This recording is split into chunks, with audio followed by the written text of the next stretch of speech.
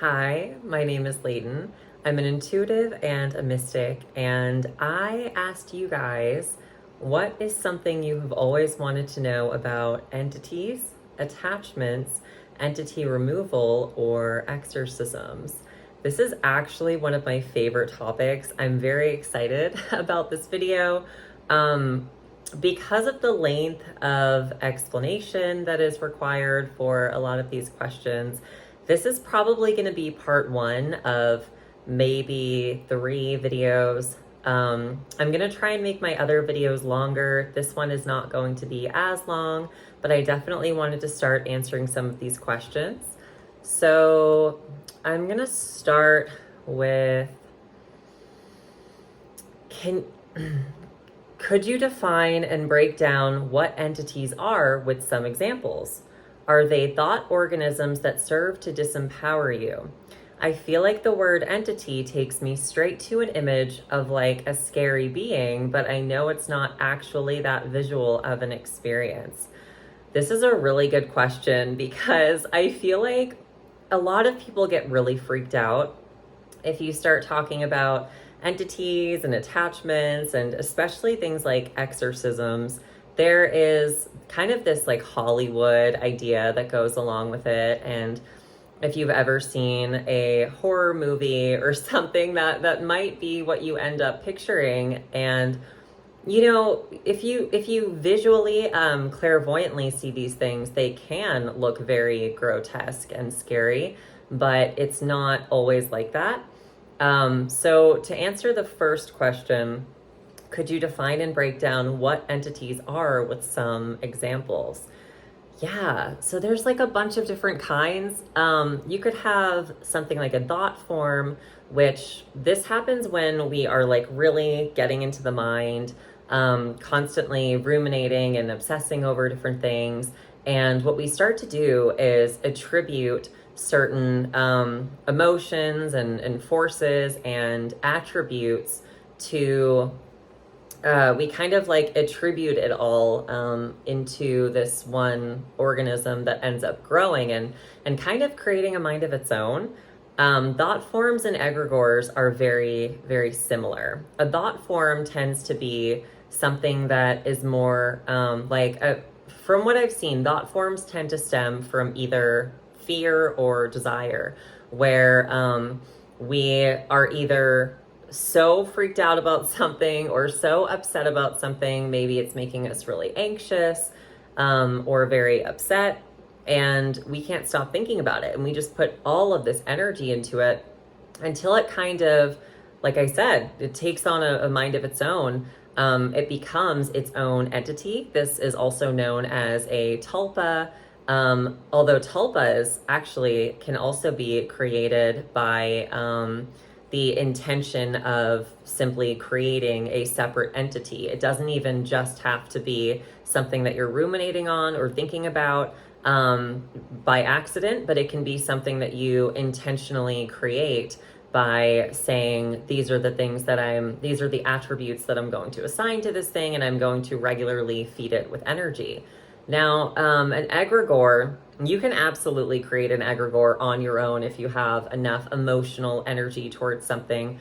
Say maybe you have an unrequited love or something like that, and there's something that is going to be generating a lot of emotion. But egregores are really common in different religious movements, different groups, cults, and it's like this collective energy where all of these people are coming together and they're all energetically agreeing on a certain goal or energetically agreeing on a certain feeling or whatever it may be. It makes me think of that Bible verse that says, where two or more are gathered, there I am in the midst. But that doesn't just have to apply to God. I mean, that can be anything. If multiple people are gathering with the intention to summon something specific or create something specific, even if you look at like protests or something, and people, there's this collective mourning or this collective anger that is kind of like everyone is coming together around this one specific thing. and pouring all of this energy into it, that will create egregores. You can have egregores of desire. Back to what I was saying with the thought forms. You can create these thought forms or egregores of desire where you want and desire something so much that you end up creating what psychically looks like these sandbags or something that are kind of connected to you. And it makes it really difficult because you might be saying in your heart, I want to do this thing or I want to do that thing. But because of these thought forms, because of these egregores of desire, they end up weighing on you so heavily that you really can't make progress in another direction because you've poured so much energy into what is essentially holding you back. Then we have like lower astral entities, beings that just can't, they didn't make it into the life wave and they're very devolved and very gross. You can have beings that are associated with technology or beings that are that have been summoned like egregores around certain things where so much energy has been poured into them via various religions or various sects for so long that they are now just like their own entity that can be summoned and worked with. Not that I recommend that because I don't. Then you have things like angels. So, but that's not really going to be applicable to this Q&A because angels are not going to be something that, you know, nothing that's higher is going to possess you against your will. Nothing that's higher is going to attach to you without your consent. That's not really how it works. So are they thought organisms that serve to disempower you? Yeah, I mean, a lot of them are. They're not all thought organisms, but a lot of them are. I would say that thought forms, tulpas, and egregores are way more common than people realize they are. I get them, you get them, everybody that you know gets them at one point or another. It's something that we have to be very mindful of. It's kind of like going outside. I mean, what are the odds that if you go outside and there's a bunch of mosquitoes around you, you're not going to get a mosquito bite? It's that common. It's just everywhere. And especially when it's coming from within. This is why we have to be very mindful and careful about what we think and what we allow ourselves to ruminate on. And we need to have really good hygiene mentally, emotionally, spiritually. I know that I used to be a very, very anxious person. I had anxiety disorders and OCD and all of this stuff. And I was constantly ruminating on things. And I actually had a therapist. She was amazing. Her name was Abby. And she was also a clairvoyant. And one time I was like in my session, this was many, many years ago. And she said to me, I have never seen anyone projecting so many thoughts into their field than you do. And that's not a good thing. I was like, oh my gosh. And she could literally see them. I was constantly obsessing over these things and ruminating over these things. And I had a lot of fear that fed into that at the time. And I was creating so many thought forms. And what happens is when we create these things and they take on a mind of their own, they attach to us like parasites and they drain us. They become very, very, very draining. This is not something that you want around, even for people that create like a tulpa or something and they think, oh, this is like my little pet and I can have fun with this and make it do whatever I want it to do. That's not how it works. It just does not work that way. It is a parasite. It's draining you. It's surviving off of your life force. That's how that works. And we need to understand that. We need to know that because this stuff, it's not a joke. It's not anything to mess around with. It's also not anything to be afraid of, which is why I wanted to do this Q&A because I know there's a lot of fear around that. And the last part of the question, I feel like the word entity takes me straight to an image of like a scary being, but I know it's not actually that visual of an experience. Yeah, so like I was saying before, sometimes it can be very visual, sometimes it's not so visual. I think we also see things kind of based on our own filter, and we see things through our own shadow. So I know that for me, when I had a lot of unhealed aspects of me, when I had a lot of fear and trauma in certain areas, I absolutely would see things as more terrifying than they actually were because I wasn't really empowered in myself. And I want to add to that we see what we are. Everything that we see, we are going to be seeing through the filter of what we are. And that doesn't mean that suddenly lower astral beings look appealing to you if you are whole. It's quite the opposite. It's just that you're not afraid of it anymore. And even if you do feel fear for a moment, you are more easily able to kind of cycle back into your heart and not let it freak you out. So what else do we have here? Okay. How do you recognize the difference between entity attachments and your own shadow? And how to maintain relationships with family members that are clearly dealing with an entity? This is really good. How do you recognize the difference between entity attachments and your own shadow? Yeah, so that's the thing. That's the thing, is that so much of what we deal with as an entity attachment or as attachments in general stem from our own shadow.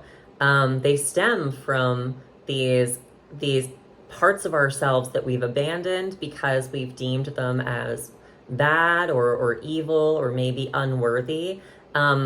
And that's something that I should add to what I was saying earlier about thought forms and egregores. It doesn't necessarily have to be something that you are consciously ruminating on. When we are putting all of this emotional energy into something in the sense that we could be actively trying to ignore it, actively trying to bypass it, but we're putting so much energy into ignoring it and into bypassing it that we end up feeding it in the process. So yeah, a large portion of what we deal with is from the shadow. It is these unhealed aspects of ourselves that manifest as entities. It can manifest as chronic pain. It can manifest as disease. All kinds of things. It can manifest as symptoms of mental illness or something, when in reality, all along, it ends up being, like I said, these thought forms or these egregores or aspects of ourselves that we have completely disowned, and we're trying to get rid of them. And this is why shadow work is so important. This is why shadow work is absolutely integral to psychic work. You have to know what's going on in your shadow, because if you don't know what's going on in your shadow, you don't know what's going on in your field. Something that I will say can be very unsettling in the beginning. I know I can speak personally on this. When I really started, and actually even before I started actively getting into shadow work, I'm very clairvoyant, specifically in terms of seeing things like entities and entity attachments.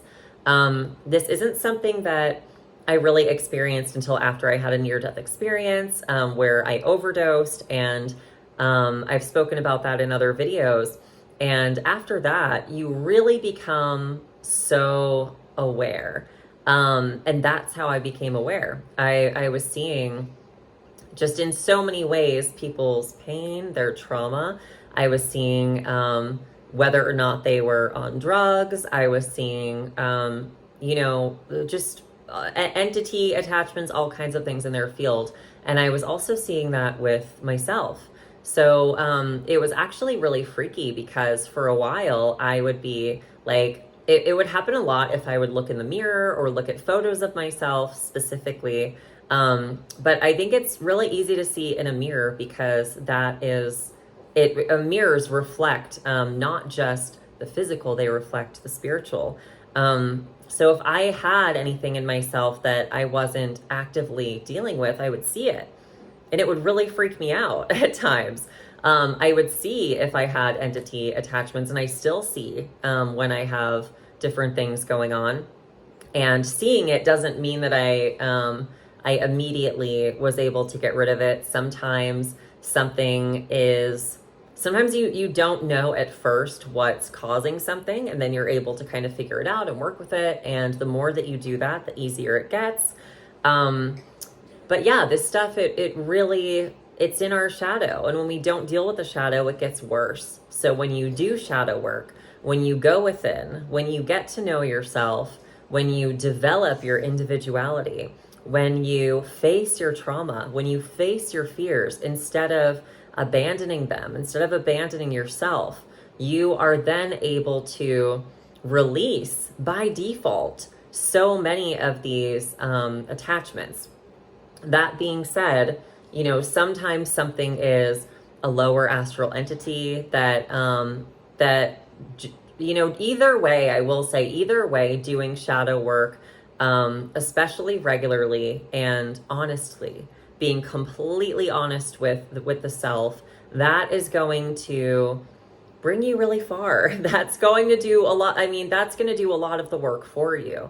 But sometimes we will still have, sometimes we will be facing the shadow. We will be going within, doing all of these things, but we aren't integrating enough higher forces. We aren't connecting with Christ. And when we don't have enough of the higher forces within us, then we really can't protect ourselves. We really don't have a very good defense against lower astral entities. This is because they feed on fear, they feed on lower emotions, and we have to sanctify the body. We have to purify the body. And I don't just mean physically, I mean all of our bodies, the physical body. We have to sanctify the etheric body. So yeah, I hope that answers that question. And let's see. Okay, so how do you recognize the difference between entity attachments and your own shadow? Yeah, I should also add that if you have done so much shadow work, and you are connecting with Christ, and you are doing all the work, all of the things, and you are experiencing like nightmares or night terrors or various forms of psychic attacks, such as intrusive thoughts, maybe thoughts that you should harm yourself or harm other people, or you are experiencing psychiatric symptoms that aren't you, symptoms that aren't normal to you. It can also be physiological sensations, such as your body temperature rising really high and then dropping. You might feel a presence around you. You might feel a lot of pressure. There are so many different things that can manifest. So if you are doing the work, then and you are still having these symptoms and these experiences, then that would be one way to distinguish that. It's kind of like you check everything off a list, and if that's still there, then process of elimination. Yeah, so I felt like I didn't fully answer that before, so I wanted to add that. How to maintain relationships with family members that are clearly dealing with an entity. Yeah, this is not always easy.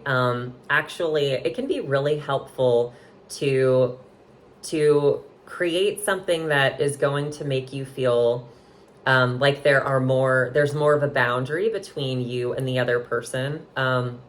This can be in the sense of literally setting a massive physical boundary where if it's just too difficult for you to be around that person regularly, you don't have to be around that person regularly.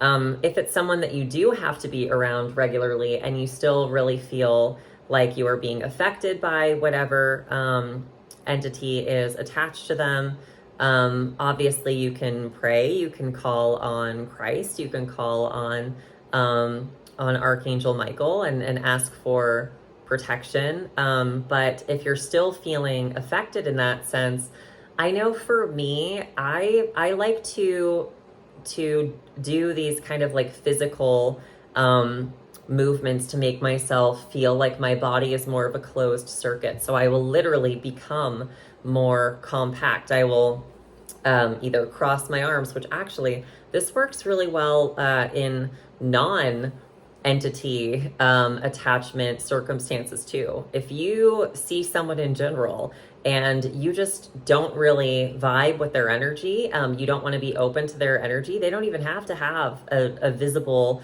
or threatening attachment. You can still close off your energy and just kind of, cross your arms or pull your hands together. I will sometimes do different hand motions, like when someone's not looking, at like a kind of pushing out motion, or things that are going to there's nothing special about any of these movements that I'm doing. It's not like a banishing ritual or anything. It's more so about how it makes you feel. And I'm going to use an example of this back to my old therapist, Abby, who was the clairvoyant. I was experiencing a lot of psychic attack at the time that I was seeing her. And something that I would experience regularly was like this feeling of being choked. I lived in a house at the time that had a lot of activity in it, and I was not the only person that shared the house. And so there were things in there that I couldn't control. And it was really intense, and I would frequently feel that I was being choked. And she said to me, I think that maybe you should start wearing turtlenecks or something that is going to cover your neck and throat. Not because it necessarily is going to do anything special, but because it's going to give you a sense of safety. And when you have that sense of safety, your nervous system is going to calm down. And when your nervous system calms down, you are going to be less psychically susceptible. And it worked. I think that was very, very wise of her, because that is exactly how it works. When we are dysregulated within the nervous system, when we are not grounded, when we're kind of up in this anxious, fearful energy, we do become more psychically open. So if you can do things for yourself that make you feel like you have a sense of safety, then it really will begin to add this layer of protection. So yeah, I would say set whatever boundaries you need to in that relationship, including maybe incorporating some of these smaller boundaries that they don't even have to know about or know that you're doing. You could also even wear like an amulet or something. Not that there's anything special about any piece of jewelry or anything like that, but when you set the intention and say to yourself, when I wear this, it's going to mean that I am intentionally connecting to Christ, or I am intentionally calling on Archangel Michael, or this is a reminder to me and my nervous system that I'm safe, then you are connecting with that intention every time you do it. I hope that helps. So, okay. Maybe you could give me some insight and understanding of something Gigi mentioned in her last Q&A. She stated that for the entity to truly be removed and stay gone, you must transform it through Christ. Could you go into the mechanics of this from your own understanding? Yeah. So if in case you don't know, this question is referring to Gigi Young, and she is an incredible teacher, anthroposophical lecturer. She covers disclosure stuff. Really, she's a psychic all across the board. So I definitely recommend checking out her YouTube channel and digging into her work. It is the most phenomenal thing that you will ever see. I can promise you that. And she does a lot of Q&As. She has a website where if you're a member, she does Q&As bi-weekly. So this question was, or this comment that she made was probably in that. So yeah, for the entity to truly be removed and stay gone, you must transform it through Christ. That is 100% true.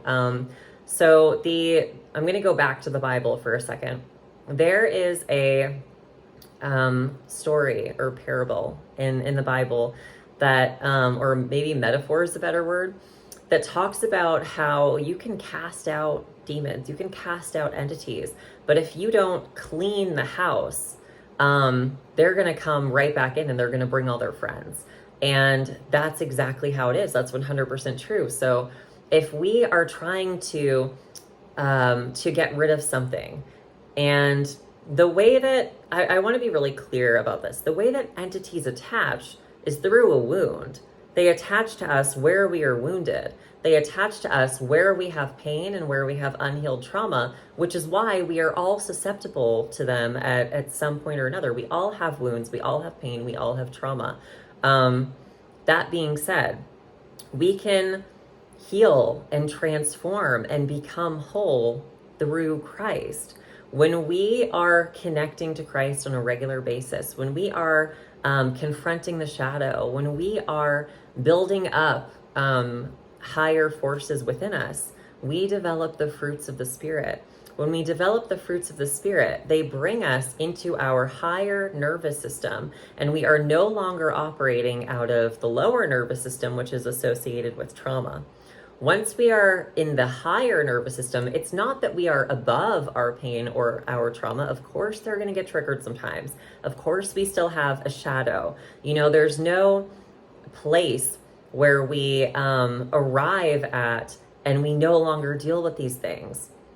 This is a school. We're always going to be dealing with these things.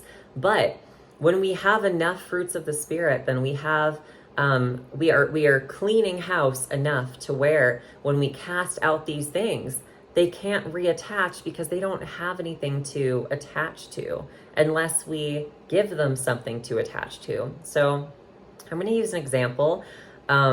Say you have a sexual spirit or something, and I'm going to use that as an example because it is a very, very common one. So say you have a sexual spirit and you are maybe addicted to porn or addicted to sex, and you in that case, when that's the case, it's what you're doing is you are trying to use sex and the lower centers to get energy, and we do that when we aren't connecting to source, because when we are connecting to source, then we don't need to get energy that way.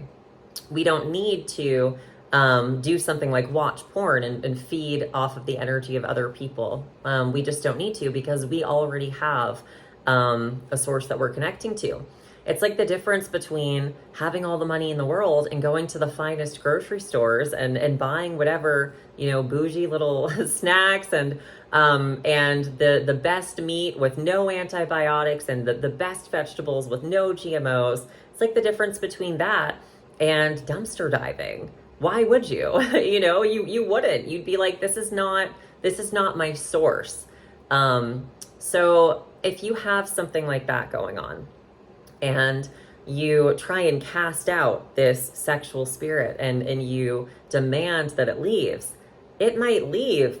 But if you're still watching porn, if you haven't connected to source, even if you stop watching porn, even if you stop the sexual behaviors, if you don't have a source, if you still aren't connecting to higher forces, if you still don't have Christ within you or don't have God within you, and you aren't connecting to that divine source, then it's not going to matter, because sooner or later you are going to be looking for that source again, and you're going to be an open door for these things to come back in.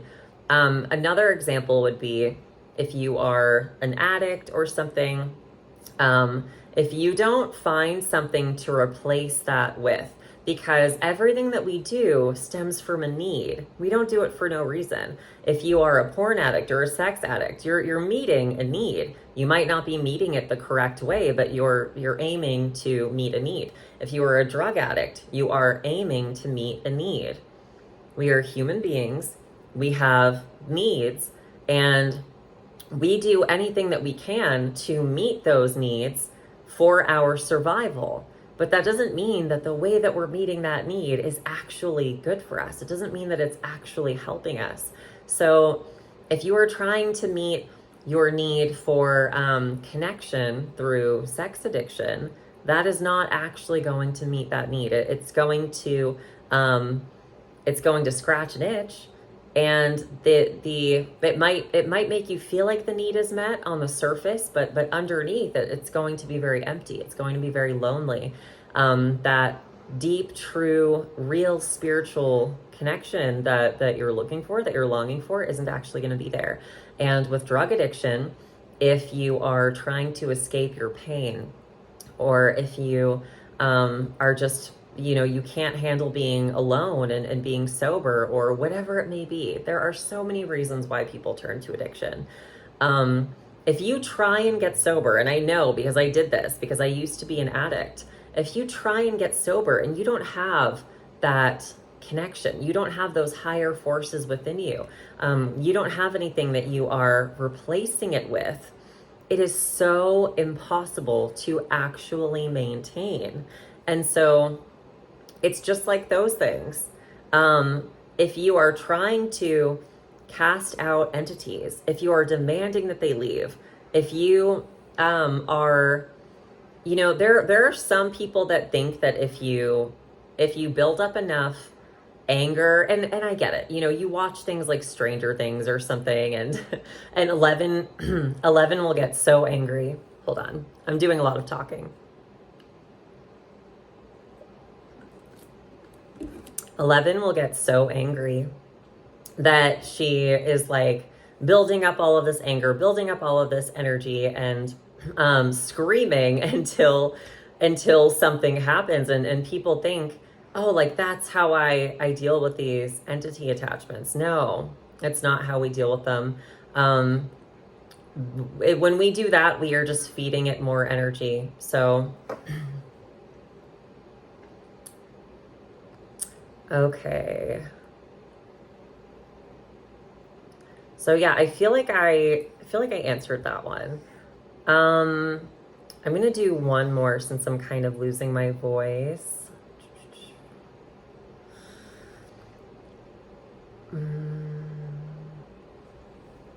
Okay, how do drugs and alcohol affect humans? I smoke and do dabs and vape. Could I have an attachment?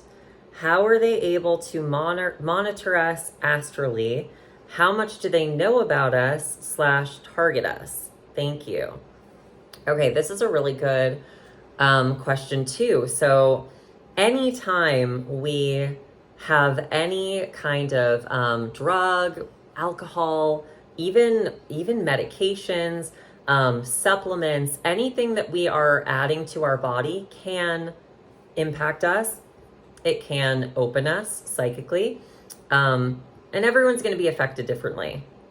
But definitely drugs and alcohol will open you psychically. They can cause you to develop attachments because they can make you more open to attachments and more susceptible to attachments. I mean, I'm not the first by any means to say this, but alcohol is called spirits for a reason, because it does open us in that way. This is something that if you are clairvoyant, you will be able to see very clearly. Now, that doesn't mean that every single person that drinks or uses maybe marijuana or plant medicine is necessarily endangering themselves, because it also matters how much you do something. So if you have like a pretty high tolerance and you are just drinking a beer or something here and there, that's not anything to be like terrified about. It's not like you're going to take a sip of it and immediately have something attached to you. Our level of intoxication does matter. As soon as we get to a place where we are intoxicated, even if it's just minimally intoxicated, we are opening ourselves automatically. It also matters what context we're doing something. So, say you go in for an oral surgery at the dentist office and they use nitrous on you or something. The context of that is going to matter. And if you pray beforehand, you don't have to worry about, getting a root canal or an oral surgery and then also getting an entity. So, yeah. There are things such as, we can easily develop attachments via medications and things like that too. And a lot of people don't like to talk about this, but it really is true. If you are on medications, especially medications that affect the psyche, that affect you mentally, or that affect the nervous system, it is very common to become more susceptible that way. So that can be anything from SSRIs to benzos to pain pills to antihistamines to really anything like that. I mean, I only take one medication, and it's an H2 blocker for mast cell activation syndrome. It's sold also over the counter as an antacid. And I'm not even kidding you when I say that I microdose that thing. Like I cut the tiniest little sliver off of that because I'm very, very sensitive to medication. And even when I take that, I clairvoyantly see a difference in my energy. I feel a difference. So yeah, everything can impact you. You also want to look at, why are you doing these things? What are you getting out of it? Because, like I was saying, a lot of attachments, they attach through a wound. So if we are vaping or smoking or drinking to evade something, to escape or bypass our pain, that is basically like an open invitation for these entities to kind of come in and attach. Again, this is not anything to be afraid of. I'm going to go extensively into how we can actually remove these entities. And if you watch this and you're like, oh my gosh, I'm so freaked out now and I don't know what to do and I can't wait for the video. I actually do have a video on my channel where I talk about how I remove entity attachments. So you can go check that out because I don't want anyone to be afraid or freaked out. Because yeah, this is something we can easily deal with. I would say that it's about as easy to get rid of an entity attachment as it is to recover from, a cold or something. And not a flu. I mean, really just a cold. So how do they monitor us astrally? How much do they know about us, target us? Yeah. I mean, okay, so every single night we are going into the astral planes. And depending on the state of our nervous system, depending on the state of our etheric body, depending on where we are in our shadow work, all of these things, depending on what we are connecting to intentionally throughout the day, all of these things can impact kind of what we are connecting to, what is monitoring us, so to say. I mean, they do not have the same boundaries or barriers as we do. So yeah, there are always entities around us. They are always able to watch us. And again, I know I keep saying this, but it's not anything to be afraid of because we are also surrounded by angels. We are also surrounded by higher forces that are always watching us. They're always protecting us. And all you have to do is ask them to. All you have to do is connect to them and say, I want you to help me. I want you to protect me. I want you to surround me and to keep an eye on me. And they will. And how much do they know about us, target us? Yeah, they target us based on based on lots of things. They target us based on whether or not we are working on ourselves. They target us when we are very open due to drugs or alcohol or other things. They target us when we are putting ourselves in the position to be targeted. So if you are sleeping around a lot or something, or if you are, working with lower astral beings or doing anything to, any kind of black magic or trying to summon these things, or if you're doing Ouija boards or anything like that. Even if you just go to church, you will be targeted. So yeah, they can target us a fair amount, but it's based on us too. They target us in response to where we are. I used to be very heavily targeted by these things because I was very dissociated all the time, and I had a lot of unhealed trauma, and I was on drugs, and I was drinking, and all of this stuff. Now, it's a lot more rare for me to, even if things are trying to psychically attack me, it's a lot more rare for me to actually be impacted by it because of all of the work I've done in myself. So it is very possible to get to a place where it's not that you are above psychic attack or anything like that. And I'm certainly not claiming that I am. It's that you get to a place where you are not living in fear anymore. And even if something does try and attack you, it's like, okay. You get to a point where it's kind of like coming across an internet troll or something. You know that they don't actually have any more power than what you give them. So when you don't give them power, it's okay. And as for what they know about us, they know quite a lot about us, just because they don't have the same boundaries that we have, like the same physical boundaries. I hope I answered that question correctly. Yeah, okay, I'm gonna stop here for now. I have a lot more questions, so my next video, I'm sure will go like well over an hour.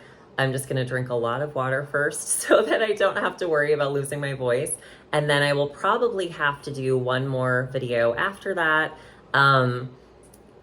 Yeah, and if you have any questions about this, feel free to leave a comment, and I will do my best to get back to you.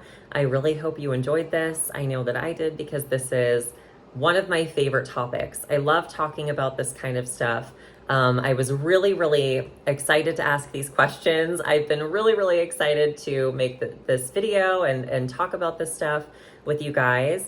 And thank you so much for being here. If it wasn't for you asking questions, I wouldn't even have anything to talk about. I wouldn't be able to get on here and talk about the stuff that I love, because I wouldn't have anyone to listen. So thank you so much for being here with me, and I really appreciate you and your presence.